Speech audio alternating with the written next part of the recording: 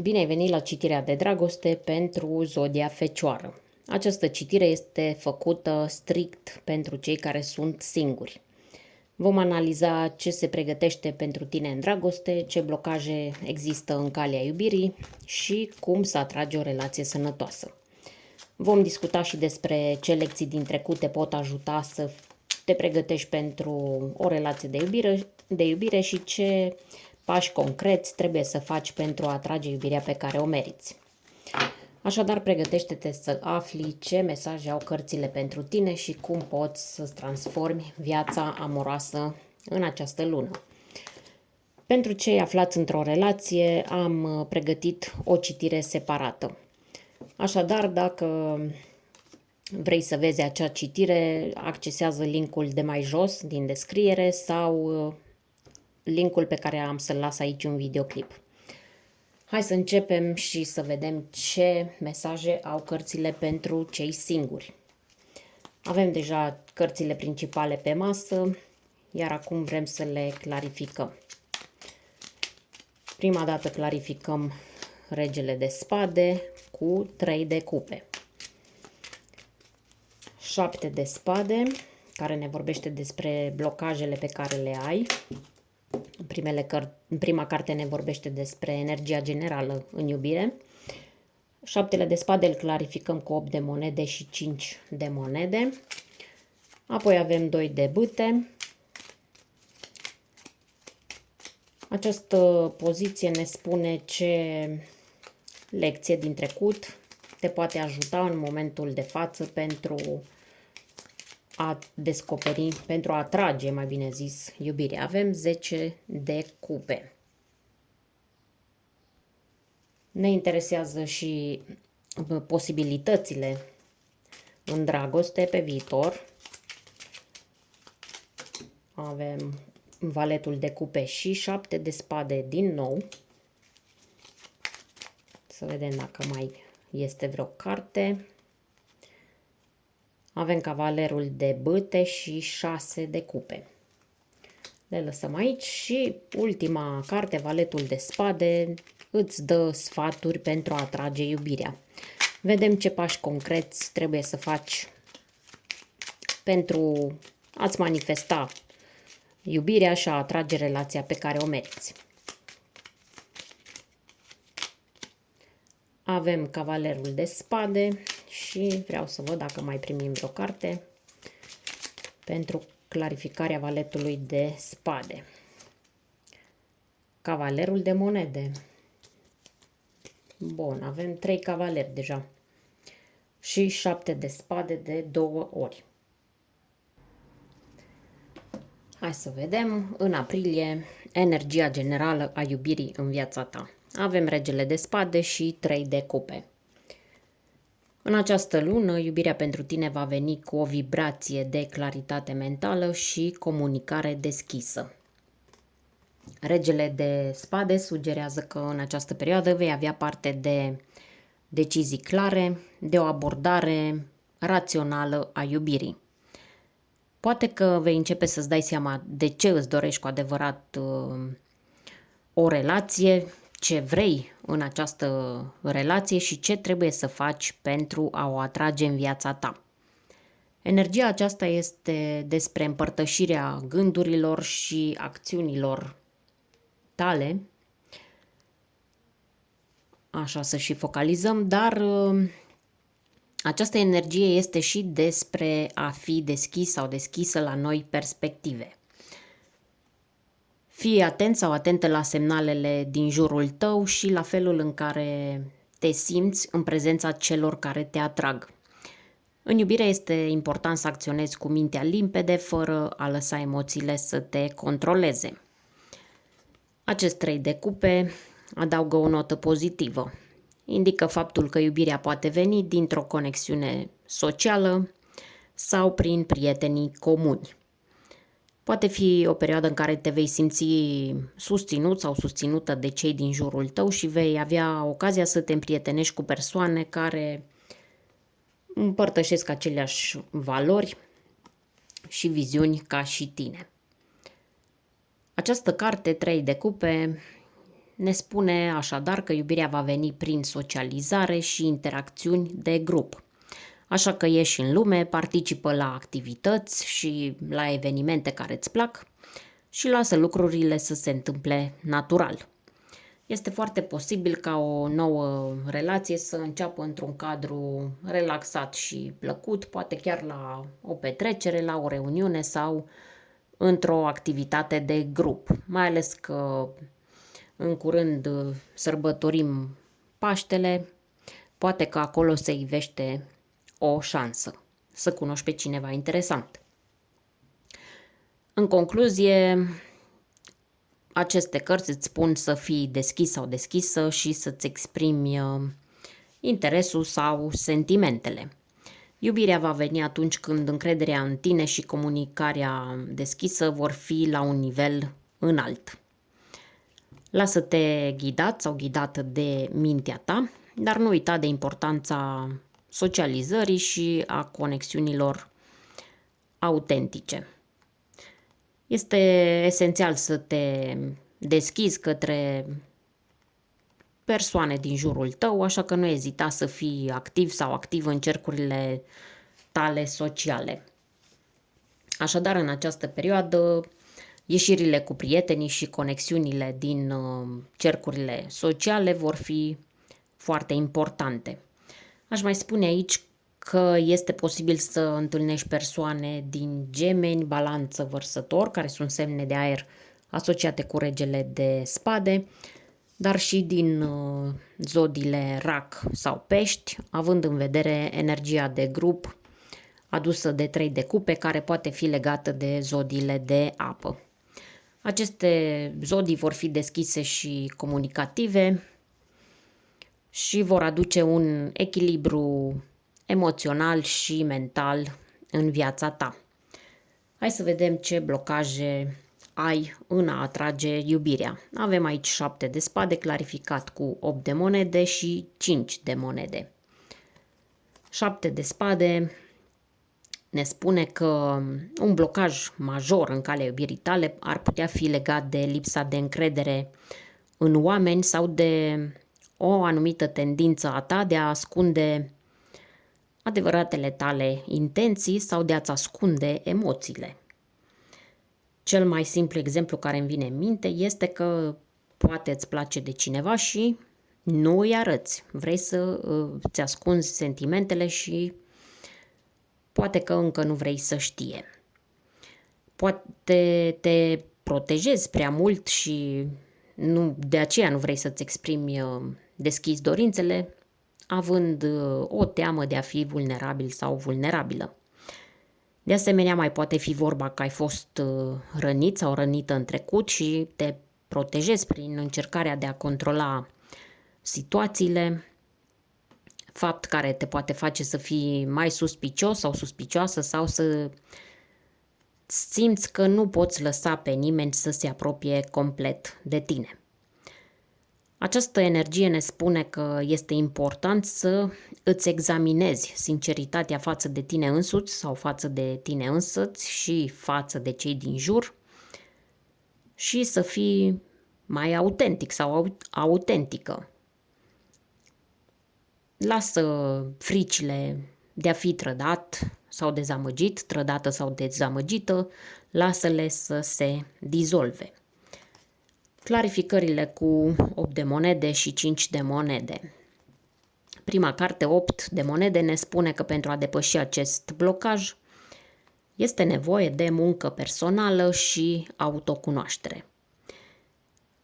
Poate că este momentul să te concentrezi pe îmbunătățirea abilităților tale emoționale și să-ți dedici timp pentru a învăța să comunici mai deschis cu ceilalți. Este important să îți îmbunătățești încrederea în tine și să lucrezi la relațiile tale interioare, chiar și la relațiile din trecut, care te pot împiedica să-ți deschizi inima către iubire. Fă un pas înapoi și fă un inventar al lecțiilor învățate din relațiile, din experiențele anterioare și vezi cum poți deveni mai deschis sau mai deschisă la iubire. 6 de monede adaugă aici o notă de lipsă de încredere și te avertizează că dacă rămâi blocat sau blocat în trecut, în emoțiile de abandon sau de pierdere, aceste sentimente pot să-ți limiteze capacitatea de a atrage iubirea. Poate că ai avut momente de singurătate, te-ai simțit neînțeles sau neînțeleasă sau ai avut impresia că nu meriți iubirea pe care o cauți sau poate în relațiile trecute nu ai primit la fel de mult cât ai oferit. Această carte îți spune că este momentul să nu te mai consideri o victimă a circumstanțelor, să înfrunți fricile și să-ți deschizi inima cu încredere. Este esențial, aș spune eu, să înveți că vulnerabilitatea nu este o slăbiciune, ci o forță. Iar deschiderea emoțională se pare că este cheia pentru a atrage iubirea pe care o meriți. Ai nevoie să lucrezi la încrederea în tine, să înveți să fii mai deschis, mai deschisă și să nu mai lași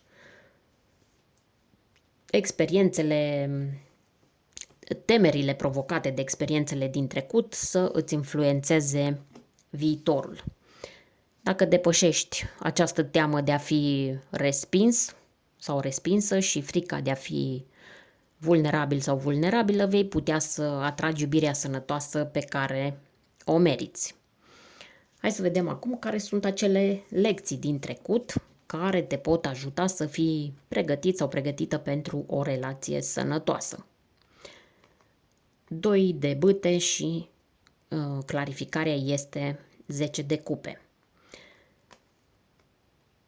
Putem vedea că în trecut ai învățat să iei decizii importante și să îți urmezi instinctele atunci când vine vorba de iubire.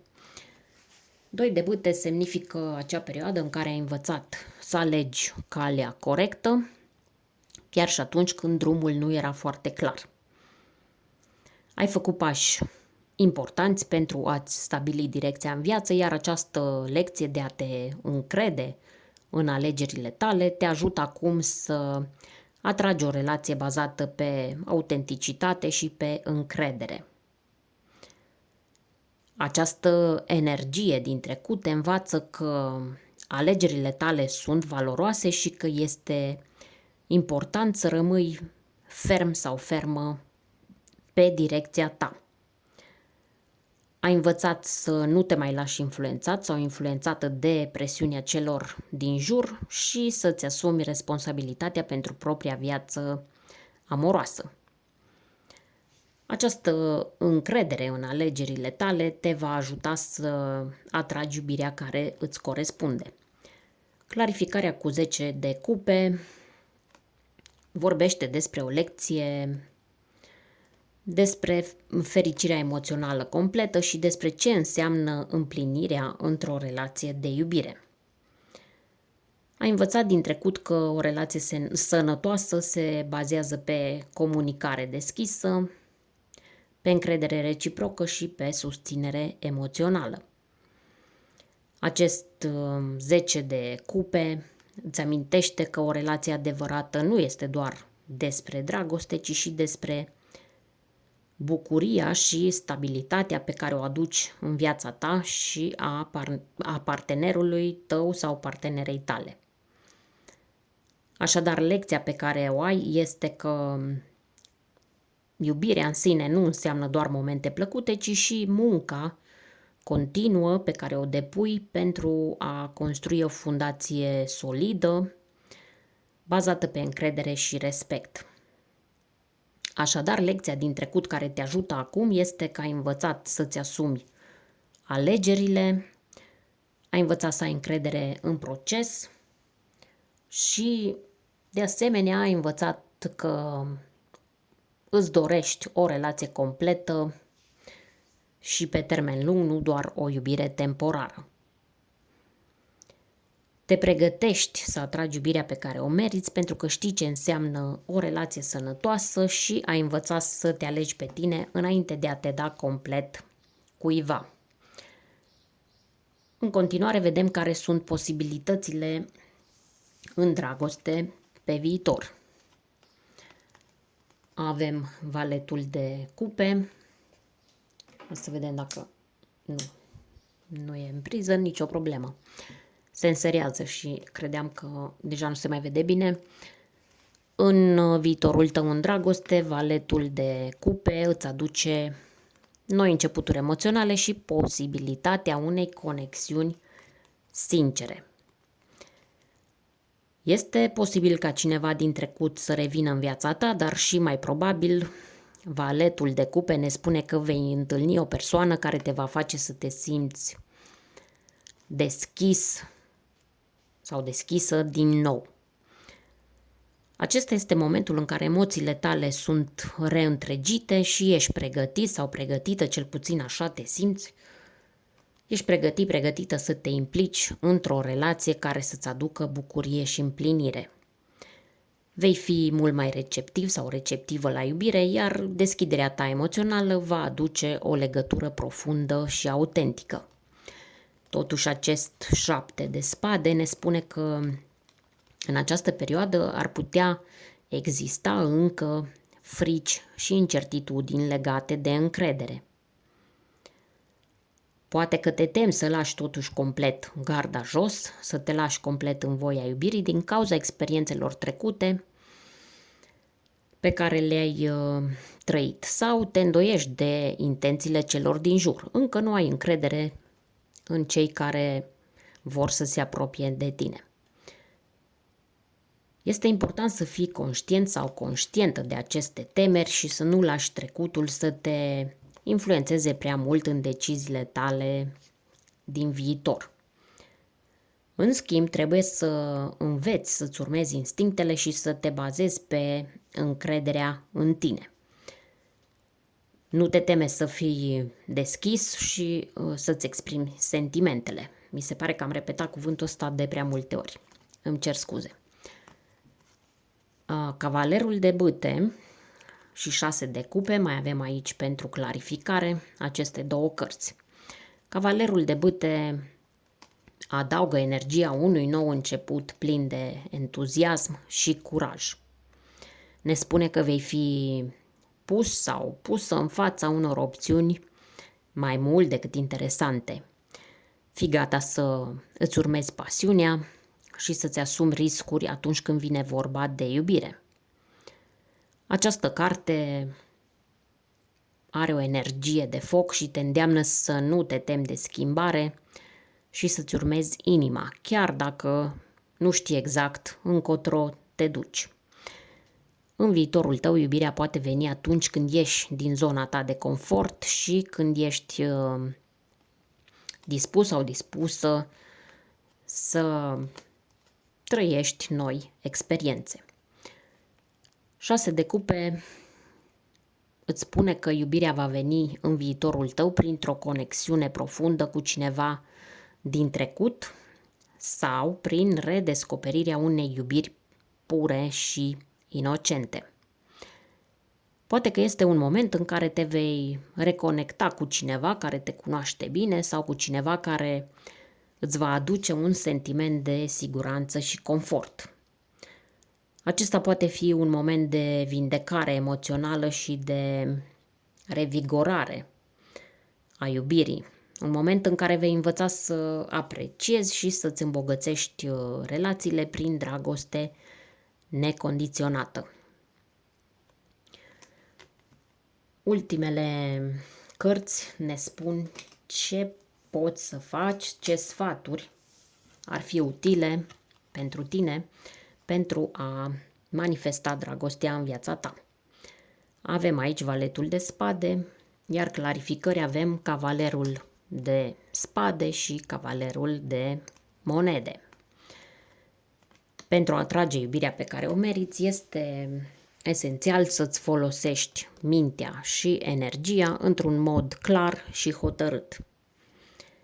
Valetul de spade îți sugerează să fii curios sau curioasă, să-ți folosești intuiția și rațiunea pentru a înțelege ce îți dorești cu adevărat într-o relație.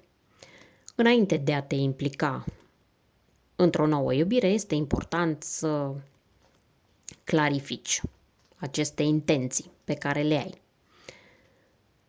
Acest valet își cere să fii atent sau atentă la detalii și să nu te grăbești în luarea deciziilor. Din contră, să-ți folosești gândirea analitică pentru a evalua corect oportunitățile care apar în viața ta. Primul cavaler care clarifică acest valet de spade este cavalerul de spade. Acesta aduce energia unei acțiuni rapide și determinate. Îți spune că ar fi bine să nu te temi, să îți urmezi gândurile și dorințele, chiar dacă poate părea uneori provocator să faci asta. Dacă vrei să atragi iubirea, trebuie să fii gata să-ți exprimi clar intențiile și să ieși din zona de confort, să acționezi cu energie și încredere, chiar și atunci când te simți nesigur sau nesigură. În schimb, cavalerul de monede adaugă stabilitate și pragmatism în această citire. Îți spune că iubirea nu este doar despre impulsivitate și acțiune rapidă, ci și despre construcție lentă, dar sigură. Poate că este momentul să fii mai responsabil sau mai responsabilă în ceea ce privește alegerile tale și să-ți investești energia în relațiile care merită. Acest cavaler îți spune că pentru a atrage iubirea trebuie să îți armonizezi acțiunile cu intențiile și să fii constant și să ai răbdare. Nu îți va aduce nimic bun o iubire care vine rapid și se stinge pe măsură ce apar obstacole. Așadar, pentru a atrage iubirea este important să acționezi cu claritate și încredere, dar și să ai răbdare și să construiești un fundament solid. Găsește echilibrul între acești doi cavaleri, între acțiune rapidă și construcție durabilă. Acționează în mod determinat, dar răbdător, având în vedere că iubirea nu trebuie să fie grăbită, ci să se construiască pe baze stabile. Așadar, fii curios sau curioasă de oportunitățile care apar în calea ta, dar fii și responsabil sau responsabilă în alegerile pe care le faci. Iubirea va veni atunci când îți manifesti dorințele clar, dar și când ești pregătit sau pregătită să construiești o relație pe termen lung. Hai să încheiem această citire cu un mesaj din partea îngerilor. Pentru cei singuri, să vedem ce spun îngerii,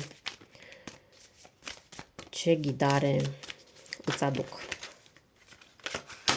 Hai să vedem, ai primit 2 cărți.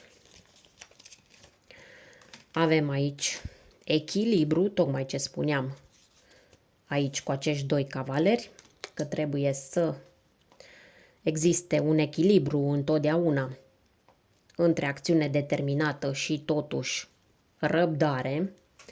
Așa. Și avem aliniere, o carte ce spune că trebuie să fii aliniat sau aliniată cu ceea ce îți dorești. Prima carte, Echilibru, numărul 222, îți spune așa: menține armonia și echilibrul în viața ta pentru a-ți manifesta dorințele. Acest mesaj îți spune că trebuie să găsești echilibrul între minte, corp și suflet. În drumul tău spre iubire este important să fii conectat sau conectată la propriile tale nevoi, să-ți aliniezi intențiile și să nu lași stresul sau temerile să te distragă. Menținând un echilibru emoțional, vei atrage acele relații care sunt în armonie cu cine ești tu cu adevărat. Echilibrul interior îți va permite să-ți manifesti dorințele și să atragi iubirea dorită.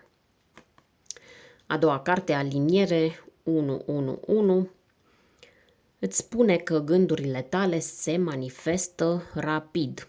Încrede-te în ghidarea divină și rămâi concentrat sau concentrată pe scopurile tale. Așadar, acest mesaj îți spune că gândurile tale au puterea de a se materializa. Începe să îți focalizezi atenția pe ceea ce îți dorești cu adevărat și mențineți mintea concentrată pe obiectivele tale. Este momentul să ai încredere în ghidarea divină, să fii deschis la oportunitățile care apar și să acționezi cu încredere că Universul te sprijină în procesul tău de manifestare. Dragă Fecioară, citirea ta de dragoste pentru această perioadă îți aduce nu doar claritate, ci și puterea de a-ți transforma viața amoroasă. Așa cum tocmai am spus, începe să-ți aliniezi gândurile și intențiile, menținând în același timp echilibrul interior. Fii atentă, cercetează cu curiozitate, mai bine zis, oportunitățile care vor apărea în drumul tău și crede în ghidarea divină. Iubirea pe care o meriți este la un pas, iar tu ai deja tot ce trebuie pentru a o atrage în viața ta. Nu uita că procesul de manifestare începe din interior.